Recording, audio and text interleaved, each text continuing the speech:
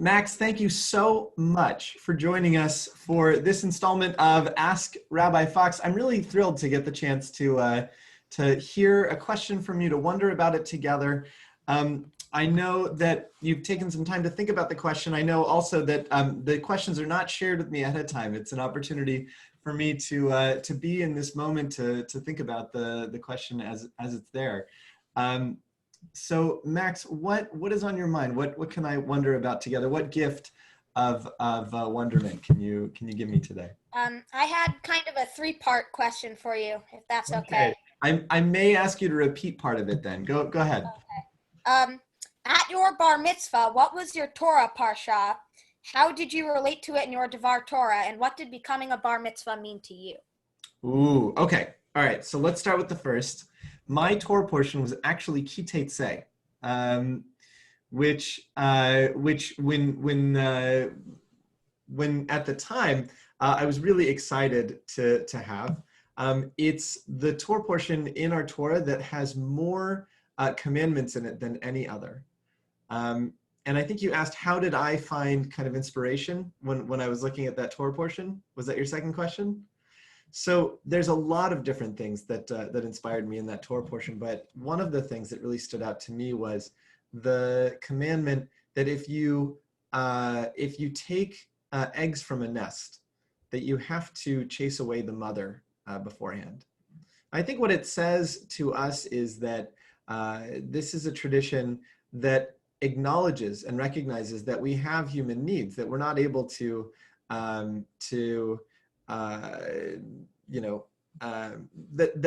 that we're not always going to be able to choose to do things that are well, that there's some concessions to be made, right? I'll give you another example that before the story of Noah, we were told to be vegetarians. But after the story of Noah, there's like a concession saying like, okay, I understand that there are human needs that we have. In the same way, we might have the need to eat, but that there is a way to meet those needs in a humane way. I think our tradition is saying that the ends do not always justify the means, meaning that it does make a difference how we do things. That it's important not just to do what might be the right thing, but to do it in the right way. And when we are meeting our needs, for example, taking eggs to eat, that there is a way to do that in a humane way that shares love and does it in a kind way. And so we chase away the mother before we reach for those eggs and fill our own needs. You asked a third question. What was your third question? The third part of my question was, what did becoming a bar mitzvah mean to you? Oh my gosh. So becoming a bar mitzvah for me meant that I could start taking on some of the things that I saw other people in our community doing. Just like when you turn 18 in the United States, I really firmly believe that when you turn 13 in the Jewish community, you have a vote. And so I got to use my voice. I started doing some social action projects with the temple that were social action initiatives that I could get involved with the youth group. I started getting involved more with the youth group. And I started doing things like fasting on Yom Kippur, trying out some of the rituals that I hadn't done before that were really meaningful to me. Eventually that led to things like learning and reading, Torah study, things like that. Becoming a bar mitzvah opens up a whole new world, an opportunity to think a little bit differently and say, it's not just what other people are telling me is meaningful. What other people are telling me is a cool thing to do or not. I now have the opportunity to make my own choices on how I want to live. So that for me was my experience of becoming a bar mitzvah, starting to think about, wait a minute, who do I want to be? Who am I? And you should know, Max, that's a lifelong journey. There is something that goes into being an adult that adults don't often share, and that is that every adult is still figuring it out. We're all still figuring out what it means to be an adult.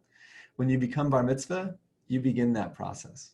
And one of the reasons why we put together a whole celebration and a whole process for that moment is that we want to help guide you in that. We want to help support you in that.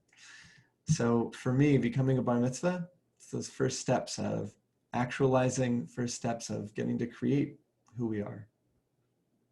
Max, thank you so much for joining us on this installment of Ask Rabbi Fox.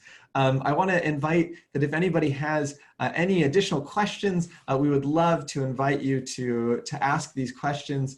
It's really a gift to wonder about them, to think about them. Max, I hadn't thought about my bar mitzvah in quite a while, so I really appreciate you bringing that up. Until the next time, what a gift. Thank you, everyone, for joining us for this installment. Max, thank you so much. Is there anything else you want to say to everyone before we go? No, that's it. Okay. All right. That's it. That's it. Bye. Bye.